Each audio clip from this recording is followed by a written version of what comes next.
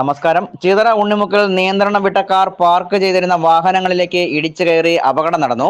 കഴിഞ്ഞ ദിവസം രാത്രി 1 മണിയോടെയാണ് സംഭവം നടന്നത്. മടത്തറ സ്വദേശികൾ സഞ്ചരിച്ച വാഹനമാണ് അപകടത്തിൽപ്പെട്ടത്. ഡ്രൈവിംഗ് പരിശീലനത്തിന്റെ സ്കൂൾ വാഹനത്തിലേക്കാണ് വണ്ടി ഇടിച്ചു കയറി അപകടമുണ്ടായത്. ഡ്രൈവർ ഉറങ്ങിപ്പോയതാണ് അപകട കാരണമെന്നാണ് പറയുന്നത്. ആർക്കും പരിക്കുകളില്ല. ഈ